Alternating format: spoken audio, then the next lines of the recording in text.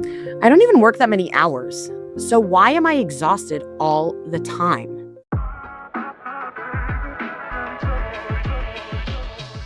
Hey squirrels, welcome to ADHD, where ADHD isn't some clinical diagnosis, it's just life. I'm AV, your always honest tour guide through this beautiful mess. Over here, we're not about fixing yourself.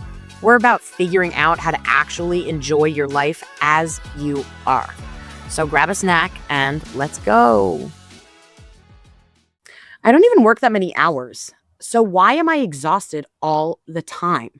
I have heard some version of that sentence more times than I can count. From founders, from entrepreneurs, from people who built something real, who are doing meaningful work, who are not, by any objective measure, overworking themselves. And yet they're exhausted every single day. So they do what makes sense. They work fewer hours. They take a weekend off. They try to protect their mornings. And nothing changes. Because here's what nobody told them. The exhaustion is not in the hours. It's in the holes. You're not working too hard, squirrels. You're leaking. And today we're going to talk about exactly where the energy is going and why none of it shows up on your calendar and why it feels like you're doing nothing, even though you're exhausted all the time. Here's the story that most founders are running on, okay? Burnout equals overwork. You feel depleted because you're doing too much. So the fix is to do less, right? That makes sense. I want to be gentle here because that story really does make complete sense. It is logical, and it's what every productivity influencer on the internet will tell you. It's also wrong, or more precisely, it's incomplete. And incomplete maps get people lost. Because what is actually draining ADHD founders is not volume. It's usually access. It's the constant low-grade demand on your attention, on your decisions, your emotional energy. That demand never stops. It never clusters itself neatly into work hours. It never shows up as a task on your to-do list. Every message that you answer during deep work doesn't just cost you 30 seconds that it takes to answer that message. It costs you 23 minutes of focus recovery. That's not a message. That's not like a quick pivot or let me just take care of this real quick. That's a boundary leak, right? And here's what I need you to hear, really, really, really hear before we go any further. Boundaries are not a personality trait. They're not something that confident people have that you don't have. And they're not about being assertive. They're not about learning to say no. They're not about putting yourself first, even. Boundaries are systems. Everything needs systems. And if your systems have holes, it doesn't matter how few hours you work. You will always feel depleted. All the time. You are not broken. Your systems are leaking. And leaks, unlike personality, can be fixed. Okay, so let's talk about the leaks. There are 5 of them. I call them boundary leaks, and every single one of them is quiet, meaning like it's a little tiny drip. None of them announce themselves. They just drain you slowly until you're running on empty and you don't know why. I want to walk you through all 5. And as I do, just notice which ones feel familiar to you. Because most founders have at least 3. And the ADHD founders I work with usually have all 5. Okay, so let's get into it. The first boundary leak number 1 is unlimited access. What do I mean by that? Anyone can reach you at any time, on any platform. Slack, email, WhatsApp, DMs, your phone, maybe all of them simultaneously. Okay, so picture this and tell me if this is familiar. You sit down to do focused work. You have a clear task. You know exactly what you're about to do. And within 10 minutes, you get a Slack message, then an email. Then someone tags you in something. Then a WhatsApp from a client. And you answer them because they're quick. Because it's easier to answer them than let them pile up. And because ignoring them makes you feel anxious. But by the end of the day, you've answered 40 messages, you've attended 2 unplanned calls, and you've done almost no deep work. But your brain is completely fried. That is not overwork. I'm sorry. I know that staying busy makes us feel like we're busy, like we're doing something, like we're moving the needle. It's not necessarily the case, because that is not overwork. That is attention fragmentation, meaning like your attention goes in a bunch of different places. Yeah. And for ADHD brains, which already spend significantly more energy on focus and task switching than neurotypical brains, this leak is not just tiring, it is devastating. And it's also the myth of multitasking, right? Like ADHD people are good at multitasking. Nobody can multitask. There's no such thing as multitasking. There's only shifting rapidly between tasks. You're not doing them at the same time. You shift between. If the transition itself costs you energy, then of course, by the end of the day, you're going to end up exhausted. It's just logical. The second boundary leak number 2, is scope drift. This one is sneaky because it doesn't happen all at once. And it almost always feels reasonable to expand on your scope, right? It happens one small expansion at a time. A client asks for one more revision or one more email or one more thought or one more whatever. And you say yes because it's small and you want to make your client happy.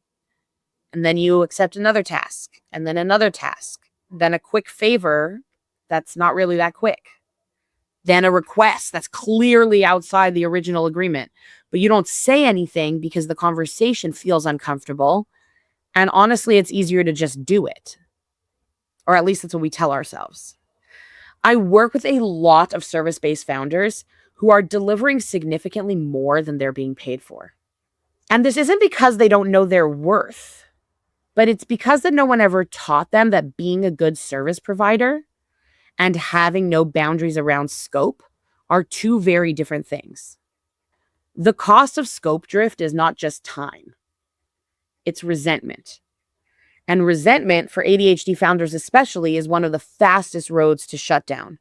Don't push me and get me to do things that I wasn't originally supposed to do in the first place. That's going to bug me. That's going to irk me a lot. And I'm going to shut down and I'm going to back away because I thought that we had an agreement. I thought that you understand that I respect your time and money and you have to respect my time and money. That means that you pay me for my time, you pay me for my work, you pay me for my effort, and I in turn deliver what I said I was going to deliver on. But when there's scope creep and you start delivering more than what you originally were supposed to deliver on, the person who ends up hurt is you. You're the one who ends up exhausted and depleted and with less energy and less capacity. Boundary leak number 3, the founder bottleneck. Every decision comes back to you. Your team, if you have one, is constantly escalating. What color should this be? Should I send this email? Can I approve this? What do you think about this? Your team member is assigned a task, okay? They start. They hit a decision point. They don't know if they have permission to make that call because no one ever defined it. So they come back to you. You answer. They go back. They hit another decision point. They come back again. And eventually you just do it yourself because it's faster. Or again, at least that's what you tell yourself. Except now you're actually doing 2 jobs. And that's definitely not faster than just doing your job very well. Boundary leak number 4 is delegation hesitation. What the heck does that mean? You know that you need to hand things off. You've known for months, maybe years, and you haven't handed things over because the ownership isn't clear, because you're not sure if they'll do it right, because explaining it feels harder than just doing it. Because, and this one is super ADHD, starting the handoff process is its own giant task that you keep not starting. This is part of the ADHD tax. You pay twice for the same problem. Once in the time it takes to do the task yourself, and again in the mental load of carrying it. That low hum of knowing that it needs to be delegated, that it hasn't been delegated, and that it's still yours and you're still responsible for it. Of course, you're exhausted at the end of the day. You're doing double work. Boundary leak number 5, emotional labor. This is the invisible one. And in my experience, it is often the most draining of all. Emotional labor is the work of managing other people's feelings and experiences so they don't have to. Reassuring a client who is anxious, not because anything went wrong, but because they are anxious. Yeah, that's emotional labor. Smoothing over a conflict before it lands on your desk, that's emotional labor. Managing expectations that should have been set in a contract months ago. Absorbing someone else's panic and turning it into calm on top of everything else you're already carrying, that's all emotional labor. And here's why this one hits so deep for ADHD founders. We are often highly empathetic. Empathic or empathetic? Whatever. We have a lot of empathy. We feel things deeply. We are good at reading the room. And so the emotional labor doesn't feel like labor per se. It feels like care. Until one day it feels like collapse and I just can't do this anymore. 5 leaks, unlimited access, scope drift, the founder bottleneck, delegation hesitation, and emotional labor. None of them are your fault. This isn't about assigning blame. That part's really uninteresting. And all of them are fixable. This right here, these leaks, is what the boundaries framework was built to close. Not as a personality upgrade, yeah, but as a structural fix. Because the problem was never you. The problem was the holes in the system. You are not broken. Your system is leaking, and leaks can be fixed. I like to talk about a plumber, like when a plumber comes to your house and you have a leak or you have a block or you have a clog or something, the plumber doesn't come in and ask you like, why did you clog your drain? How did this happen? How did you get to this point? Well, I was here last week and you also had a clogged drain. So why are you clogging your drain again? Chill out. A plumber doesn't do that. They come to your house, they find the leak, they clear the block, they charge you $250 and they leave. The judgment is free. And they're not there to judge you. The same is true of you when you have a leak in your system. Go, identify it, plug it up. It's not a big deal. The judgment is free. You can take it or leave it. Remember the founder that I mentioned at the top? The one who said, I don't even work that much. I don't even work that many hours. Why am I always exhausted? First of all, she wasn't lazy. She wasn't weak. She wasn't failing in entrepreneurship. And she honestly was working that much. But she also had 5 specific, nameable, fixable leaks, and no one had ever shown her where they were before. Boundaries are not about saying no to people. They're about saying yes to the version of your business, to the version of yourself, to the version of your brain that actually works.